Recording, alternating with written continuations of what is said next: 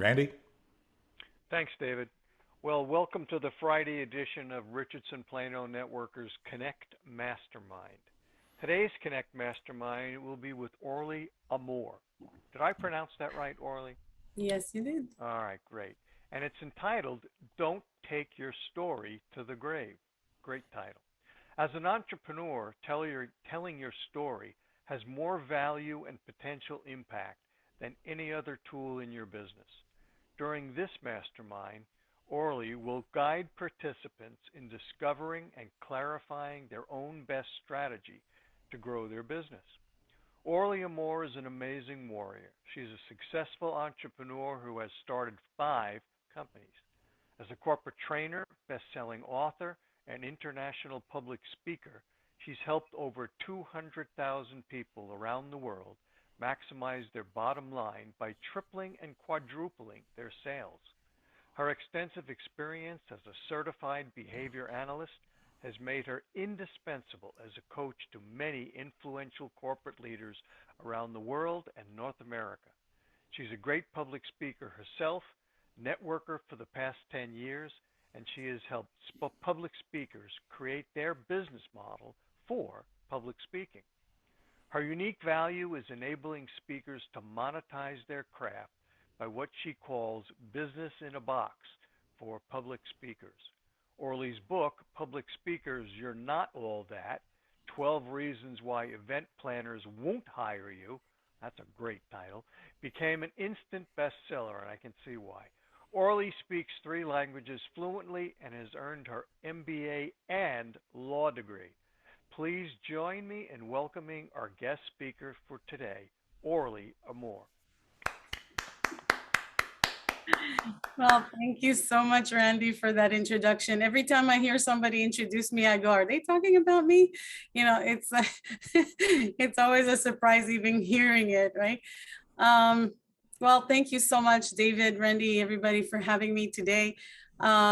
Just from the stories that I've heard so far, I am blown away by the humbleness that is in this room. It's just amazing. So yes, my name is Orly Amor, and I am a business coach for public speakers and a business coach for many influential leaders. And many times I say, what we do is not who we are, right? I mean, and we just proved that just by the introductions we just did. It's really not who we are, and we can't really express the who we are to people around us. When we go to networking events or when we introduce ourselves, we're introducing what we do for a living, and it doesn't even explain it properly. But then again, who we are is more important. I believe that. And so my way of growth in my businesses has been because of who I am and not what I do. And I hope that that comes through properly, right? So how it started for me is that I was invited to speak at a women's shelter. And at the time, I was in property management. So what I did for a living is property management for so long. And so I was asked by a girlfriend of mine to speak at this women's shelter. And I said, what do you want me to speak about? I mean, property management? And she said, no, I want you to come and tell your story. And I said, no, that's not going to happen, darling. So you can go and look for someone else. And I don't know how many of you have an annoying friend, you know, like, can you raise your hand or just shake your head? I'm good with that. You know, yeah, we all have an annoying friend. And she basically started calling every single day for 3 weeks. After 3 weeks, I said, okay, tell me why me? Why me? Because there's other people that speak about the same things. So why me? So she answered, well, you have such a bubbly personality. Everywhere we go, people hug you. They don't even know you and they hug you. And you have a lifestyle that most people dream about. Come and tell your story. Give them hope. And I said, okay, what do I have to do to get you off my phone? Because I still don't want to do it. Right, Bill? I mean, I see you laughing, but I was like dead serious. I don't want to do this. And she said, well, you have to say yes. So I'm like, okay, she's going to be the most annoying friend I ever had. And so I have to say yes. 3 months later, I was speaking at this women's shelter, and there were about 170 people there. And I told my story, I spoke, and after I got off the stage, something happened that was completely different from what I've experienced as a speaker all over the country and the world. And that was that people came and thanked me. That was never happened to me. In property management, it was more like, Miss Amor, we have a problem in our board of directors. I never had anybody come and say, thank you. Thank you for giving me hope. Thank you for coming. Thank you for sharing. Never did I have that. So that was a real click in my head. That was the first click. The second click was when this lady came up to me. She was crying profusely and we couldn't calm her down. So I said, honey, you got to calm down. She said, no, you don't understand. I said, I do understand. Please do me a favor, breathe. She was hyperventilating. And back and forth we went for a while until everybody around us started like quieting down and honing on our conversation. And until she yelled at me, she just said, no, you don't understand. And I said, oh my gosh, what just happened? So this was my first motivational speech, by the way, ever. And so she took a piece of paper out of her pocket and she showed it to me and she said, you see here, this is how I was going to kill myself this morning. In fact, I don't even remember driving from my house to the shelter, but I heard you speak and I want to live. I just need you to show me how. And in my head, it was not, wow, this is cool. It was more like, wow, I just saved somebody's life.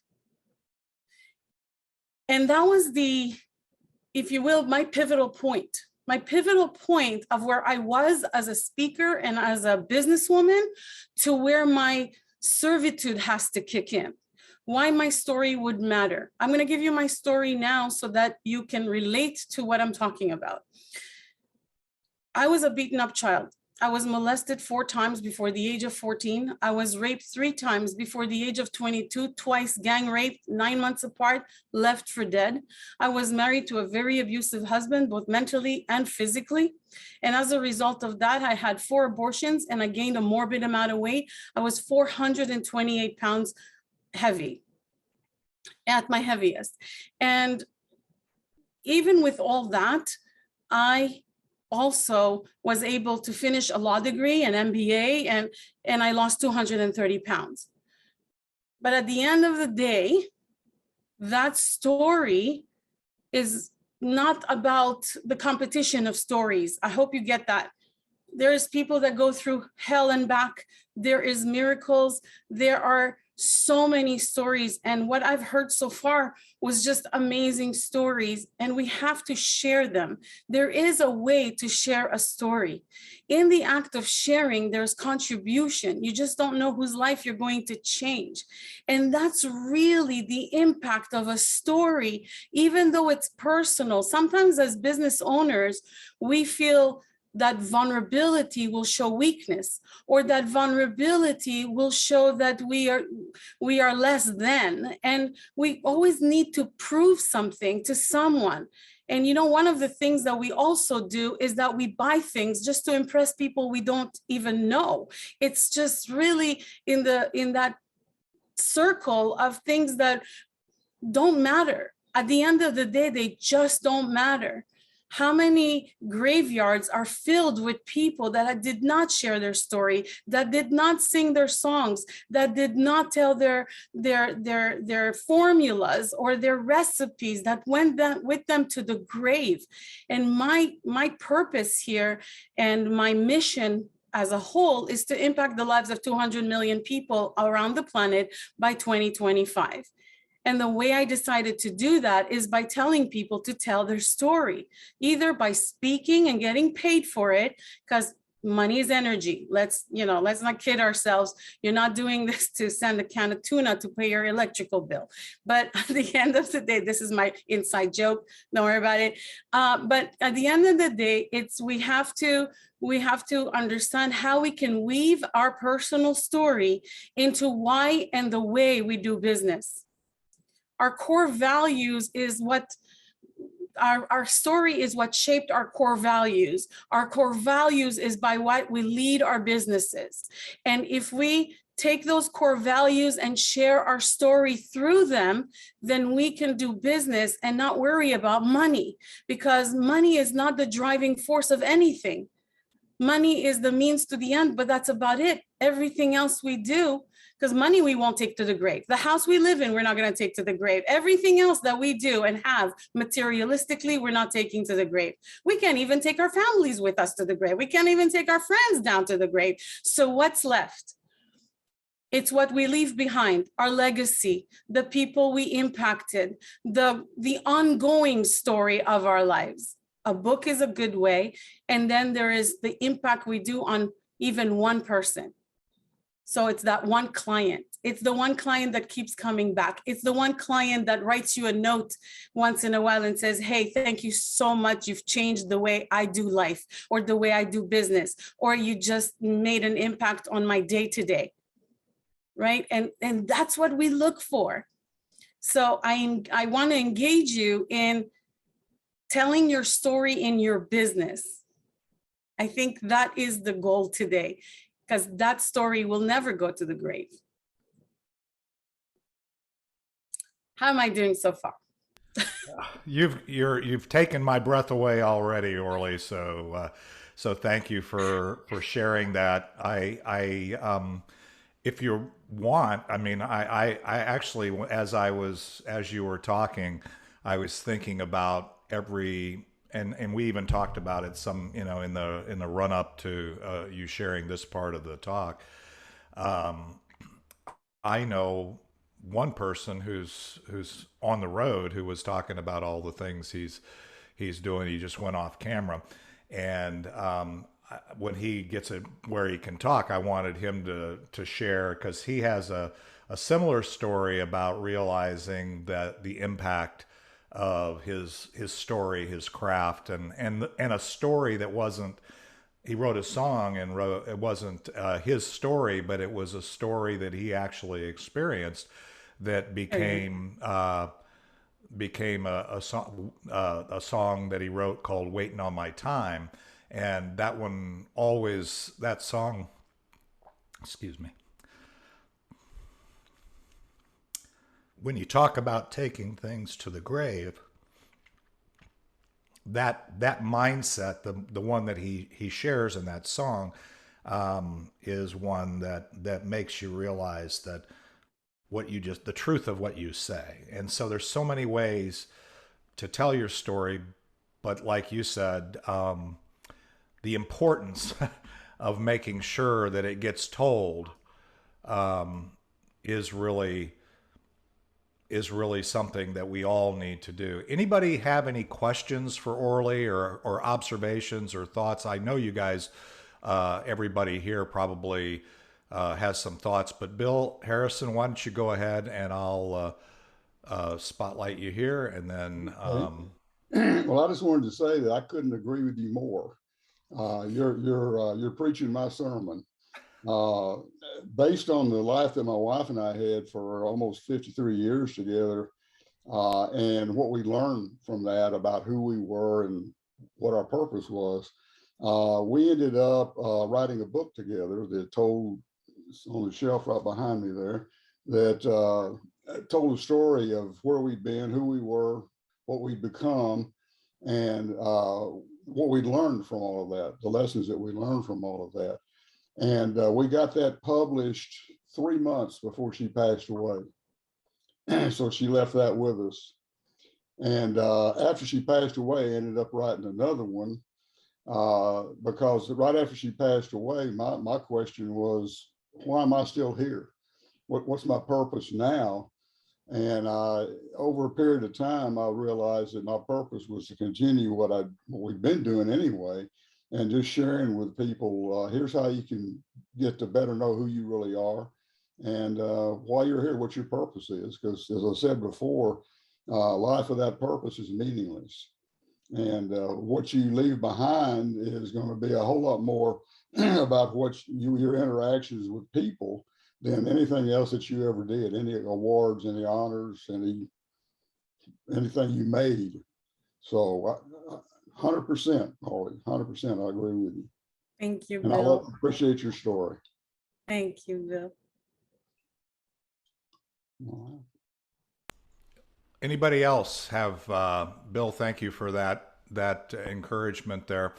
Anybody else? One of the questions I would like you guys to contemplate with Orly, I believe, whether you agree with me, everybody here or not, I believe each of you has a story that you can tell that will support the things that you're trying to do, what you do. And so the question I would like for you to contemplate and maybe run by Orly or run by the mastermind here is, if your question is, I don't think I have a story. I hear that all the time. I'm always looking to feature warriors on warrior versus zombie. Orly and I, by the way, in her episode, at the end of our discussion, that was the punchline, was don't take your story to the grave. And that ended up, Dave Aguirre ended up making that into a little short video that I now have at the top of my YouTube channel to really say that's really the essence of what it is. We all have a story, and your story conveys the journey you're on, the journey you've been on. It's the foundation for who you are, and it's also the foundation for your path forward. So, Randy, did you you have a thought, a conversation? Yeah. How do you think your story Well, applies? it's really more of a ponderance between what Orly said and what Bill said. Before I, quote, retired, I thought I knew what my purpose was. And you know, I worked hard at fulfilling that purpose my entire career and my life up to that point. And I kind of just, as we sit here and I listen to the two of them, I have to ask myself the question, what's my purpose in life now? And I can't answer it. So Well, that's a great question. And I think that, sometimes looking for your purpose is really not the question. You are here because there is one, and your gut feeling has to tell you what you love and what's your passion. What is your passion in life? And I tell people to think about their passion. When they're looking for their purpose, is what is your passion? And I don't care if it's gardening or if it's painting or if it's singing or if it's just dancing in the street like no one's watching. I don't care what the passion is. That is your purpose, because that will inspire someone to do the same and to live that free living lifestyle of abundance and joy and fun. So think about what is your passion, because that's the one thing that you need to pay forward. It's not about what your purpose is. Nobody has any book that came with them, like a manual, like a directional manual. This is how you use Orly for the rest of her life. It's like, no, it didn't come that way. So the purpose for Orly was just be, right? And even when I teach speaking, I always talk about who are you being before you go on stage. Who are you being? I know it's like a saying for like, what are you talking about, Orly? That sounds weird. Well, no, it's like your essence, right? Are you being powerful? Are you being motivational? Are you being in integrity? Are you being, I don't know, like excited? What are you being is what you're bringing on stage. That's also what you're bringing in front of your customers, in front of your clients. Who are you being when you're, because that's, a lot of people talk about be present. Well, what the heck does that mean, right? Being present sometimes mean I just want to be alone, right? I want to be actually under my covers and with a good book. That's really being, right? But at the end of the day, if you are being in front of your clients, are you being vulnerable? Are you being real? Are you being just direct? Because I am a direct person, and I usually just a heads up, I have no filter between here and here. It just comes out. Like I usually just say, listen, guys, I have a condition. It has no cure. It's called verbal diarrhea. No, it comes out like a child. My point to you is purpose is what your passion is, not what your purpose is written in the sky. What you want to do for the rest of your life should be your passion. Because then, you know what? If you do what you love, you'll never work a day in your life. I'm sure you heard it for yourself before. You'll never, when people ask me, well, when is your next vacation? I don't know. I've been traveling the country since the 4th of September. I have no clue where is my next vacation, but I've had a great time at it, you know? When I was on David's interview, I was between El Paso and New Mexico on the side of the road. This is, you got to do what you got to do. That's just life. So, Randy, don't look for your purpose. Think about your passion, what fills your heart with joy, fun, abundance. That's what you need to look for. Makes you happy to get up in the morning and makes you exhausted to go to bed at night. I love that. I know I had a good day when that happened. So Dawn, you've listened to enough stuff here. I'm going to actually bring you on because Dawn hasn't had a chance. She joined us a minute ago. And I want to make sure she has a chance to introduce herself to you. Dawn is amazing. She's on her own part of the journey right now because she is just recovering from some surgery. She's doing great with her new franchise. There's a lot of stuff going on in her world, and she's just always an amazing asset to this mastermind. Has a very, very powerful view of things, but I wanted her to introduce. And then if you have any questions for Orly, Dawn, you can feel free at that point, but just introduce yourself. Hi, it's great to meet you. I'm anxious to see how the rest of this call goes. Everything you said just resonates so well. My name is Dawn, and I have a tutoring, Club Z tutoring services franchise, which is much needed these days. So servicing kids is the best job ever. So anyway, this mastermind has been great for me throughout the months of just focusing me, and rejuvenating. So beautiful. Thank you for coming on today. Thank you, and God bless for what you do. Thank you. And I got to unmute myself. I don't like to. So anybody else have any other thoughts? Bill Harrison, you got your mic open, so go ahead. Randy and anybody else, what I've discovered about purpose is it's not a one-time thing. This is who I am. This is what I'm supposed to do. For many, many years, my purpose was largely being the best engineer and manager that I knew how to be, being the best husband that I knew how to be, which I was less successful at, and being the best father that I could be. And that's why after my daughter got married and moved away, my wife passed away, is why I questioned what's my purpose. And it turned out that what my purpose still was what my wife's and mine had become when we both retired, and that was to share our story with everybody we could. And Randy, one thing I can say to you is that the one thing you've been doing all your life that I know of, and certainly in your business world, is helping other people to be better at what they're doing. And I think that's still your purpose. It may take a little bit different approach, but that's what you're good at. Asking people questions about why are you doing what you're doing? Do you know who you really are? And that sort of thing. And I know you can do it, and I believe that's part, at least, of what your purpose is now.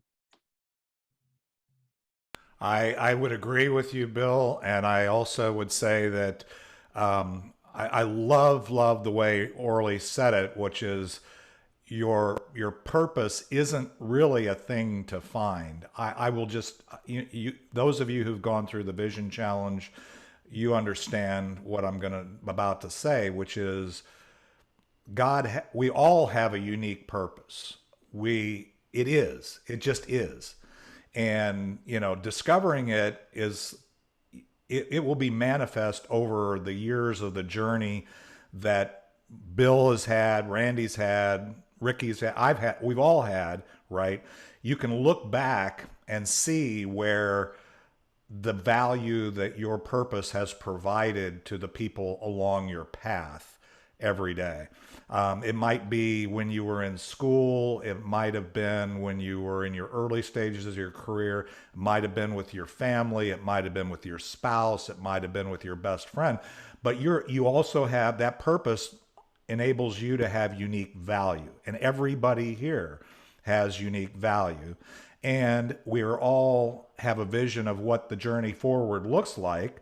And that can change, as Bill pointed out, which is so powerful. Everything that's been said here, if you take a moment to contemplate, it's great. I wanted Ricky, Ricky, I talked about you. I don't know if you heard me talking about waiting on my time, which I got choked up on because it's a real story. See, that's the thing, is the emotion, the passion, the realness, the authenticity of everybody here comes across in your story if you let it, and you're that authentic. So Ricky, go ahead.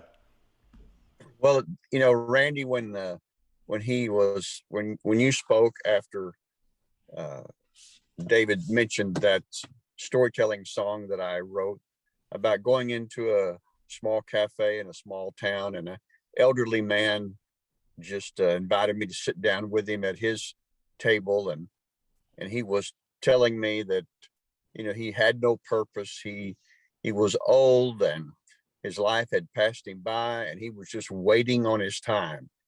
And I just relayed the story in that song, but in reality, there are the majority of people find themselves in later in life as waiting on their time. In fact, it's kind of a saying that I've heard people say all my life. It's not unusual to say, "Oh my gosh, what's my purpose? I've sort of outlived my purpose, maybe." And so I don't think anybody should beat themselves up when they find themselves in that situation, like this elderly man was telling me at the small town cafe, that he was just watching the people go by, because he was just waiting on his time. But I think when things like this that we are involved in, when we like these masterminds, it helps us to say, I don't have to be like the majority of the people in the world and just waiting on my time to die. We don't have to do that. We can be encouraged to find our purpose and move forward, and not be the subject of a song that some crazy songwriter tells a story about. Thanks, Ricky. I appreciate that. And it is a great story. And, just to kind of dovetail into that for a second, I just want to share, again, some of you know the door. I love connecting the dots. My superpower is really hearing this bit from this person and then taking that and it goes into a place. And one of the things that occurs that happened to me, because, I know Bill mentioned that, it was a loss of a spouse. Randy mentioned that, he's moved out of the role that he was in before. Ricky, it could be anything. I retired 16 years ago, and I asked God for 6 months what it was that I was supposed to do. And then I came to this really, really scary thing that is a reason, if no other reason, for you understanding, number one, what your history or your story, his story or her story. I say history is something. We don't want our history just to become our destiny, but we got to understand what our history is so we can actually understand the value of our story as we've gone along. And really it has, I always say, our story, our unique value always funds our journey. In my case, I looked at the math, I looked at the science, we throw that around here all the time. People who retire the way that the people that say, I don't know what my purpose is going forward, you better find it. you better find it, because the life expectancy average for somebody who retires the way I was taught to quote retire is 6 years. Now remember, I said I've been retired for 16 years. So knowing your story and then knowing what the purpose has been and what you can carry forward is your unique reason, as I call it, your purpose of being here. And so it's not a trivial exercise to understand that. So I just wanted to give emphasis to Orly's message and what we're trying to talk about, and how it's not just about, okay, yeah, I wrote a good story. Yeah, I can tell it again. Orly's story is obviously very moving. I guarantee you everybody's story here, if you chose to tell it in whatever venue you want to tell it, whether it's from stage, in a book, on a podcast, in a networking meeting, or whatever, has so much power that you can't even imagine. So anyway, I just wanted to throw that out there because it may not have been evident. But Orly, what are your thoughts on that? I see you nodding your head, and I'm just with you. You know, that's my way of being, you know, connected to you, is just nodding my head in agreeing with what you're saying. And, you know, it looks like a bobblehead, but at the end of the day, I just wanted to, you know, I'm acknowledging what you're saying. And I want to also add to all this, because I think that, you know, I don't want to get too sidetracked of the fact of what about telling your story and your purpose and how all this comes together, and why is it that we need to implement it into our businesses, and why do we need to share our story, and where is it in our own journey, in our lifespan, whatever it is. For all of us, there's a timeline, and whatever that's going to be, God only knows. And thank you, God, for keeping us on this planet for as long as you do, and we're good with that, right? Mm-hmm. But during that time, there's a lot of revelations, right? And I didn't know also how I was going to get to where I wanted to be. I mean, yeah, we have goals and we have plans, and God laughs, right? I mean, he puts a wrench in every single step, and we don't know what, okay, God, what's the lesson here? Because tell me, because I'm not sure why I'm going through this, right? And like in those 2 gang rapes, you know, when I was left for dead in the middle of cold and for 3 days, no water, no food, and rats running around me, my first time being gang raped was more of, God, please take me. The pain is too hard. Why are you keeping me alive? Why am I still breathing? I remember having those conversations in my head, of course, right? The second time is like, if you're keeping me alive, you better have, you know, a good plan for me, because this is not good at all, right? And so I remember those conversations. God, why me? And why now? And why in the middle of winter twice? Like, why, you know, why it doesn't have to be that I have to go through cold and die? Like, this is what I wished for. And okay, God has a plan. And I didn't know what was the plan, right? So I remember Les Brown has a quote that's really amazing. And it says, the how is not your business. So that whatever is coming your way is none of your business. You set a course, and you just trust that the right people, the right circumstances, the right experiences, all of it is going to come to you effortlessly. Because if you're on the right track, you don't need to worry about that part. And I thought I had it all figured out, right? Like, and you know what God does, right? It just slaps you across the face if you think you got it figured out. It's not figured out yet.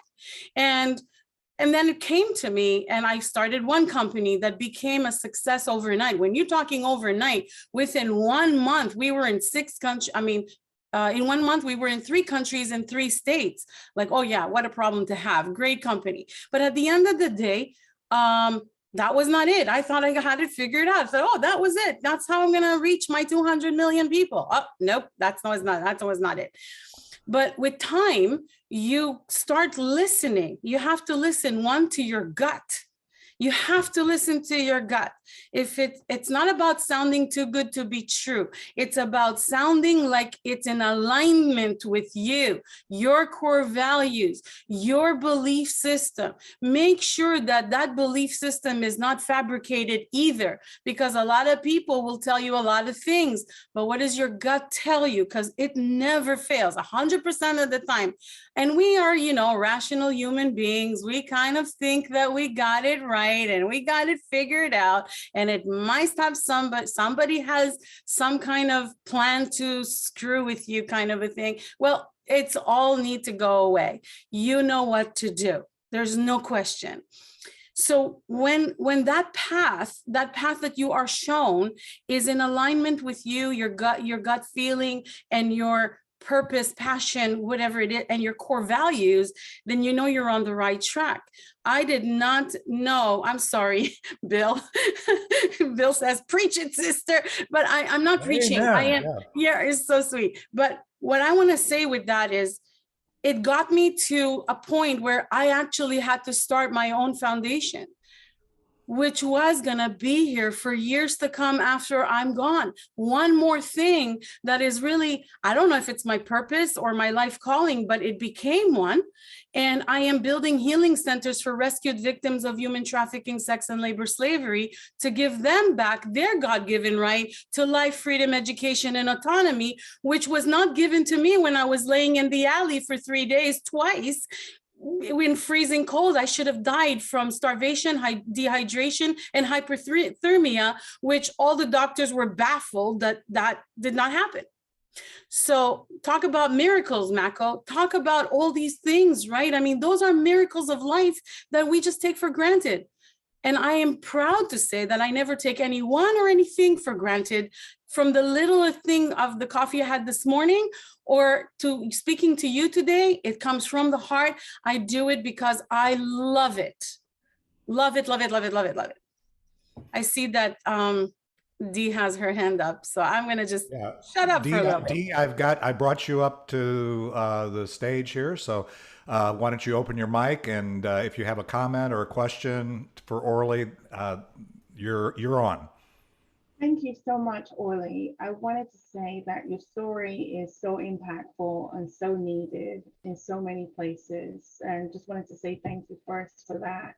I was definitely impacted by your candor in just being open about it, and the fact that you said yes to a unlikely source, your friend, who, you know, it's not, you know, and that was a powerful way of saying sometimes we have to say yes to the most unlikely source, because that can change direction in a very powerful way. I wanted to ask you to comment on perhaps on your faith and its impact on you, given the fact that in those moments there would have been possible discouragement from the situations that have happened, and with the abortions and you know what those people did to you. How did you wrap that all up and make yourself a you know, how did you get yourself going again to the point that you were able to go into your property management, for example? Great question. Thank you, Dee, for that. I appreciate you. It's a journey, right? So you make decisions. You know, a lot of people say to me, well, you didn't take any drugs, you didn't go into alcohol, you didn't end up in an insane asylum. And I question that too, by the way. I have no idea. But I would say to you that, you know, there's two kinds of faith. There's faith in God, and then there's faith in yourself, right? You have to have both. You can't, one does not go without the other. I don't believe that. That's my personal belief system. So please, I don't mean to offend anyone. That's just really my personal belief system, right? And when you have faith both in God and in yourself, you gotta also learn that God is good, whether you call it God, source, universe, energy, whatever it is that you want to call it. I respect it, Buddha, Allah, whatever it is, it's fine. The source is good. It's love. It's you know, and all humans are humans, whatever they are. The evil is human. The thing is that you need to forgive them, for they do not know. Anybody that has ever hurt you, you just have to say forgive them, for they did not know. Either they didn't know what they were doing, or they lost their mind for a moment. I don't know, and I don't know who they were impacted with or by, and so I cannot go back to that time. I cannot and even if my instinct would have wanted to kill them right now, like just giving you an example, the instinct of God would have said, no, just let them be, and karma, or, you know, the law of return will take care of it, right? You gotta believe in something that will keep you going and keep you sane, because if not, you keep torturing yourself. My speech at that shelter that I told you about earlier was more about letting everybody in that room raise their hand up, how many times they were raped, how many times were they abused by their husband, how many times were they, you know, whatever it was, right? Because there were so many things. And how many times do they think about it every single day, every single week? Because now what they're doing is giving power to the person that hurt them. So we should not give power to those people by just remembering the act. And I just don't want to remember the act. I choose to move forward in life, helping other people, giving love all around, spreading love as much as I can, and to whomever is there. That's my moving it forward. And instead of looking back, because I can't change the past, right? I mean, I can't control the weather, that's for sure. Can't control other people, that's for sure. And can't change the past. So if I am going to do anything, I'm just going to move forward. There's no other way. Does that answer your question? It does. Thank you. Very powerful, very inspirational. Thank you for that. You're welcome, hon. Absolutely.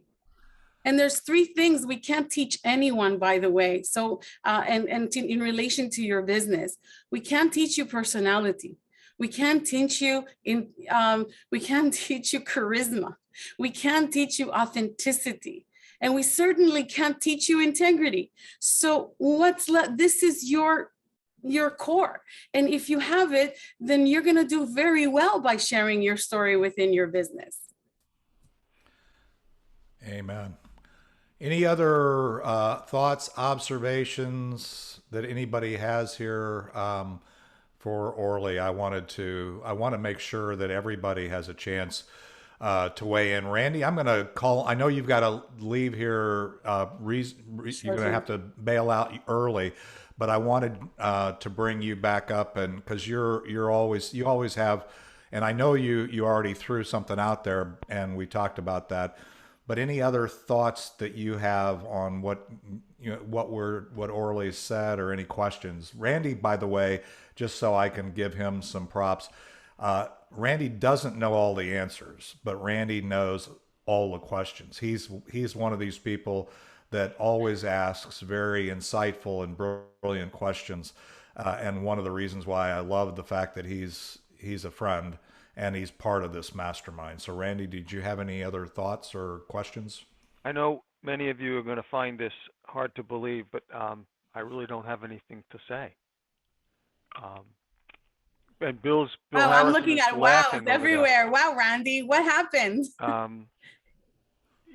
It just seems, I don't know why today, but for some reason I just feel like I'm at a turning point today. And you were the right speaker at the right time, which is a God thing. And I've been having an online conversation with my buddy Bill Harrison, and I need some help. I mean, I don't mean, psychological help in that sense, and I'm not thinking about committing suicide or any of those things. But I've always felt like I've been in control, not like in control of everything, but in control of me, and I've lost that direction. I thought I had it, and there's things that I can't choose not to discuss. But it's I got some work to do, as Bill would say. Well, that's awesome. So thanks for being here. The timing is obviously for me impeccable. Thank you, Randy. So nice to meet you. I wish I could give you a big hug.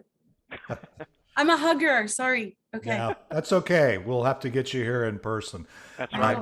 David Gurno, you had a question, observation, something? Kind of like I'll put it in this way. I've got a life mantra for my own self, and I'll share that with the group. So in public speaking and finding out what you need to, what you want to do, what your assignment, what your life assignment is. But I figured out this, and it may not be, it's kind of very generic, but it's in 30 seconds or less. And that is to be a catalyst of effective change in someone else's life for their betterment, as well as myself. And I guess the question is, what is the best way to be effective for people that potentially may not be ready for it or don't want to listen? Great question. May not be ready for it or don't want to listen. Is that the right question? Yes. Yes. You know, I wake up with a mantra every single day that says, some will, some won't, who cares who's next? And the reason, I don't mean to sound like cocky or anything like that, but you know, when the student is ready, the teacher will come. You really need to understand that everybody is on their journey and will get the lesson they need to learn from you when it is time for them, not for you. So sometimes we got to meet people at their crossroad, not at our crossroad. And I don't know how to explain it any better than this. The professional behavior analyst in me goes into a personality type, right? Some personality types, and David and I talked about this because we're the same. The personality type that is kind of direct and knows what they're doing and or feels like they know what they're doing, whatever. I like to joke about that because David and I are both Ds, that we are direct. Sometimes, you know, those people are very decisive. They're like, they know what, you know, they know if it's good, bad, or an even, but they'll at least say it right away. Then there's the ones that need the more motivation and inspiration to get going. Then there's those who are completely indecisive. And then there's those who will ask question ad nauseum to take a plunge. So if you're in the sales type of business, and we all are, by the way, let's not joke around about that. There we are all in some kind of a sales position when we are in business, and we need to understand that whoever we're talking to, whoever we are inspiring, we are just needing to meet them where they are at. Instead, so that's where listening comes in, and not just listening, because there's hearing and there's active listening. And when we're listening, what happens is that we can actually hear, and they're telling us how to talk to them in their language, in their way, in what they process and where they are at in their life to accept what we have to offer. So it's really that combination. That's why I wake up with the mantra of some will, some won't, who cares who's next, because I don't know who is where in their journey that's going to need my services or my coaching, et cetera, et cetera. And that's the same for all of us. So I think that when you are effective in your communication is where you just tell your story, and the ones that want to be around you will follow. The people who love you will follow. It's just the way it is. And I know that Bob Berg, one of my friends who wrote the book, The Go-Giver, he says, people will do business and refer business to people they know, like, and trust. But if we didn't go through all three stages, we can't just jump from one to the other. It has to go through a process. And that's where it's at. David, did I answer your question, hon? I don't see him anymore. David, yeah? He's nodding. Yeah. Okay. That is a question. I have a couple of objections that have occurred not in your talk, by the way, just so you know. But as you know, now that you've been on my podcast and you know kind of the journey that we go on, it really is the second segment is always the person's story, and then the third segment. So the story is one that people tend to get hung up on. And there's two, quote, objections that I get from warriors. And everybody, by the way, in this mastermind, as well as everybody that I've featured on my podcast, which we just did episode 65 yesterday, they either say, my story isn't that interesting, let's talk about what I do. I get that objection. And Randy actually was one of the first people that gave me that objection early on. I think Randy was episode 10, maybe something like that, of Warrior versus Zombie. And so that was the first time, but I've heard it many times since. The other thing that I've heard from warriors, and again, both have a degree of truth in them, is I don't like to focus on the past. That to me is a victim mindset. That's a focus. You even said it to some degree. It gives power to the thing that the zombie, in my vernacular. I don't want to give power to the zombie. So I'm a warrior. I just focus forward. My story's not important. Can you give a response to one or both of those? That would be helpful. Absolutely. And I love when people come up with that objection. The first one, more importantly, is I don't have a story, or I don't know if anybody would be interested in my story, or I don't know if anybody would pay to hear me speak about my story. I love that. And why do I love it? Because my tagline is, if you have a message, somebody's willing to pay for it. Our story is what we learned from the story. It's not the story. It's not a sob. It doesn't even need to be a sob story. It doesn't need to be a story of defeat. It could be a story of triumph. It could be any story. It doesn't have to be a story when you need a Kleenex box to just cry everybody out. It's about a story that you have come through the challenges that came with it, and that you can help others through it. People need to be relatable. I mean, you need to be relatable. If you're not relatable, if I cannot see you in my struggles, then how can you help me? Most of us, even printers, I've heard of a couple of people here that do printing. You know what? If I don't hear your story and why you do what you do today, then how can you understand what my needs are as an entrepreneur? How can I trust what you know if I don't feel that you are connected to me? As a speaker, as an entrepreneur, we need to connect at some level. So your story does matter, any story. Some of you have kids. You have tons of stories, by the way, just of dealing with kids. I don't even have kids, and I can relate with people with kids. That's how funny it is. So very important. Your story matters. And I don't care what kind of story it is.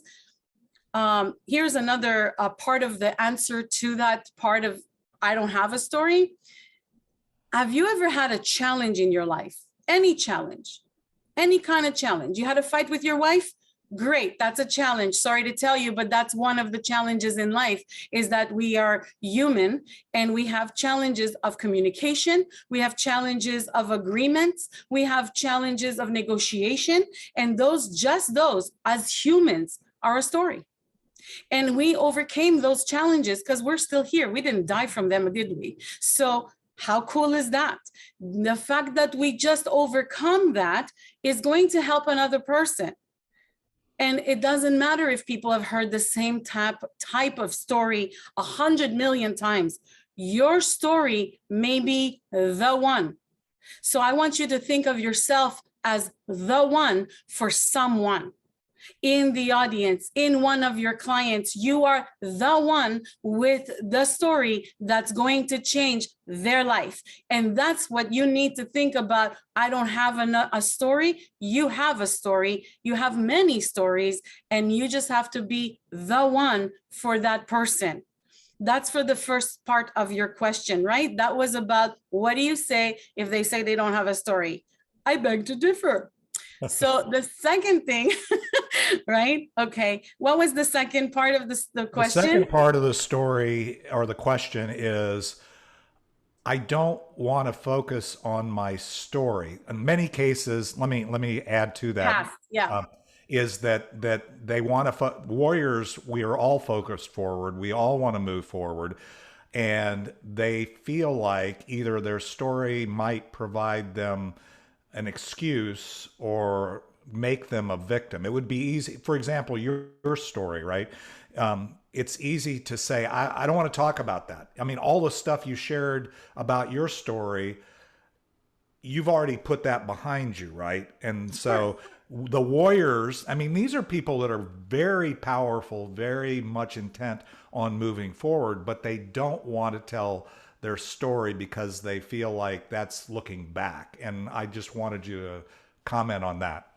Again, one of the questions that I absolutely love. So I have two answers for that. One is that whatever age they are, and all of you, whatever age you are right now, whatever you've been throughout life until this moment, you have paid for it. You have paid for it with time, money, education, aggravation, blood, sweat, tears, whatever it's been. You have been through hell and back. You've paid for it. Why give it away for free? That's why you do what you do. Your story will matter. And to the people that are very powerful that come to me and say the same thing, I tell them, don't forget where you came from. You did not start here. You started back there. So if you started back there, your story needs to be told, because you're not all that in a bag of chips anymore. There are thousands of people that have been through exactly what you've been through and are that much more powerful than you, that are sharing their story because it matters. They, by the way, stayed in integrity and are not trying to impress people they don't know. They are trying to make an impact. And that's why we're here on this planet. Talk about purpose. We are here to make an impact, whether it's on 1 or 1 million, it doesn't matter. That is really why we're here. So to talk about the past, it's not about talking about the past. It's about talking about point 1 or point A to how we got to point Z where we are now, or maybe it's point Q where we are now, because I guess Z is when we're dead. I'm just saying, you gotta make sure that the ego is not being fed, because constantly I have to bring some of my clients back to, back to earth. No. Ego, no, right? We're not here to feed our ego. We're here to feed our pocket. And let's make sure that we do that so that we can be philanthropical in our pockets to give back to society. It's all about paid forward to me. So, and that's what I talk about. To people who say that, well, I don't want to talk about the past because I don't want to talk about my problems because it's going to show weakness. No, it doesn't show weakness. It shows even more strength by showing vulnerability and showing that you're human. We're not machines. We didn't make it here by, pumping oil into our bodies. We pumped food and a lot of tears and a lot of struggles and a lot of sacrifices to get to where we are today. Was that a good answer? I mean, did that even come close to an answer for you? That is, Orly. Now, anybody listening to this conversation would know why I love Orly so much. Because we've just met. It's only been a few weeks, but if you've hung around me a little bit, and you can hear exactly what she's saying, and that's why I wanted her to share that. Sometimes you can hear it from me and not listen, and that's okay. It's the same. What she's saying is so powerful, and such an important fundamental here is that there are warriors all over the world, millions and millions of warriors in all aspects that are on a journey, and they are aligned. She used that term, and I love it. That's one of the terms, is once you know where you're going, and once you know your point A and your point B and that you're going, there's a lot of people on the road with you. You don't even see them, but they're on that same journey with you. And a lot of people want to make the excuse, well, she's a massive success or he's a massive success. He doesn't have the same challenges I have, or she doesn't have. No, they may just be in a different part of the journey, but they know they got through that rough patch, and you can too.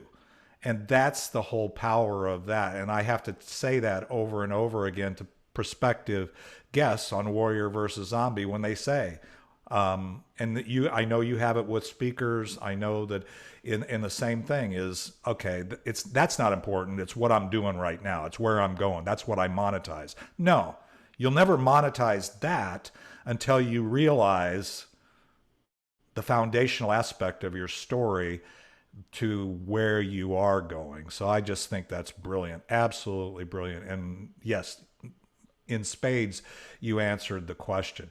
Any other last minute? We've got about 10 minutes, and I want to, I just have a couple announcements at the end, but this has been one of the most amazing masterminds. I think, we get a chance. I think we've got guests coming for the next couple of Fridays, but when we have a chance, we're going to come back and we're going to talk about this whole applying what we've learned here today to each of our businesses. So just get ready for that, for those that are here and those that are watching in record mode, because we're such a DVR society, right? Some people don't show up to be on stage, but they'll listen to this replay, like about 400 people a week, by the way. So any other thoughts for Orly, or questions for Orly before we give her another round of applause? Mako, Mako, I would love for you to share. Mako, by the way, Orly, just again to tell you is he's my brother from another mother. And, love that. I want him as a brother from another mother. And on his journey that he's getting ready to go into, but this is a guy that is committed to learning. Ever since we've been doing this since 2015 in various forms. And Mako has been one of the most faithful participants, and he's always learning. So I'm glad, Mako, you opened your mic to contribute here. So go ahead. Well, today it's more or less reinforced some of the things I learned last week. I think I expounded on that a little bit to you, Dave, that last week, the big phrase that I learned was competitive immunity. And because I'm in a business, printing, that is widely seen as a commodity lots of times, that you can get printing done anywhere. And so for over the past 37 years, my brother and I have tried to segment ourselves away from our other competitors. And when I heard that term, competitive immunity, it just opened up a flood of ideas.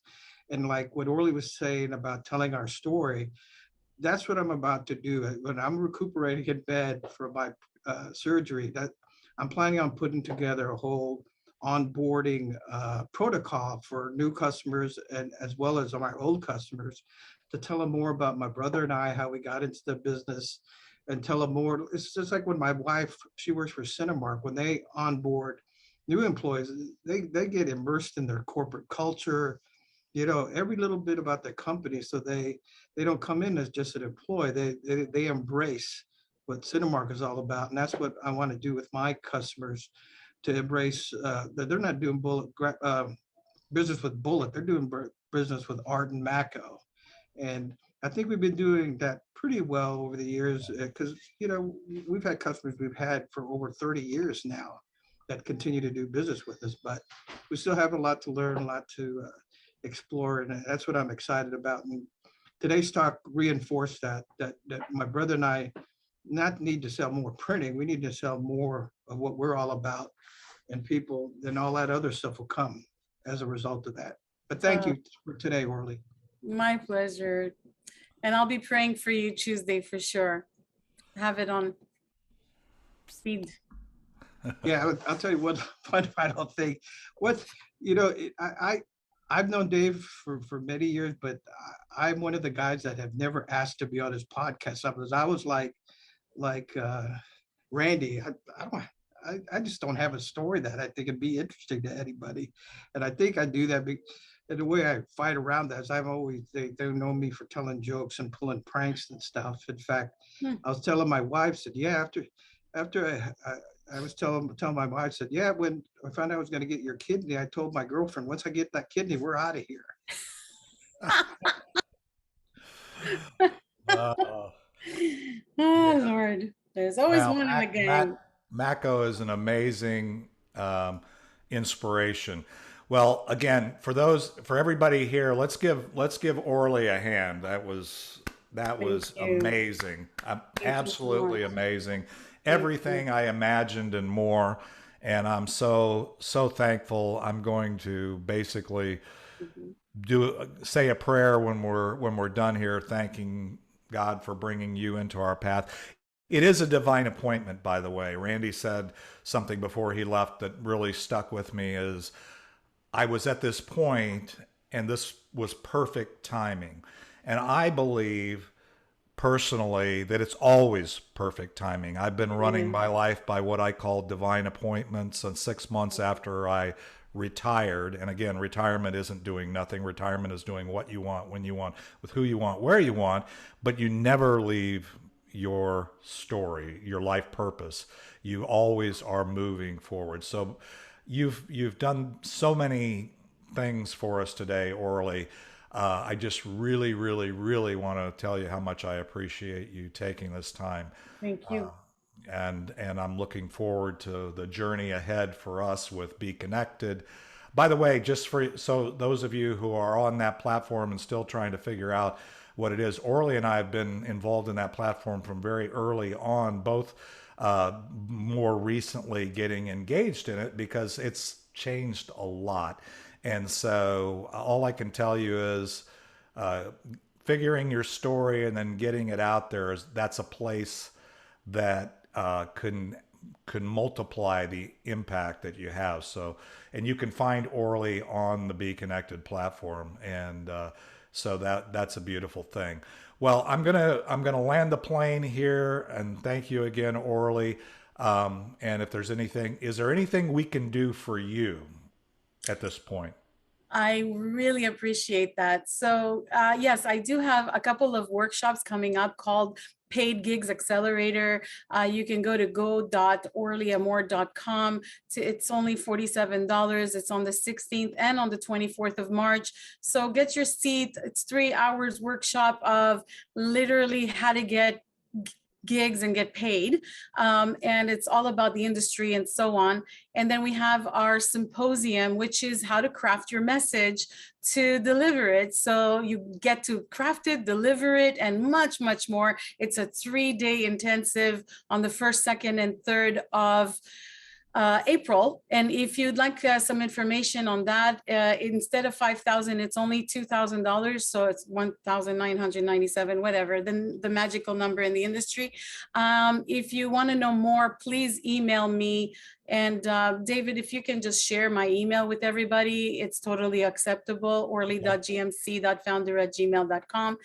And that's the support I would need. If it's not for you, it's okay. Just share it with other people that you think is a good fit for them, and all is good in the hood.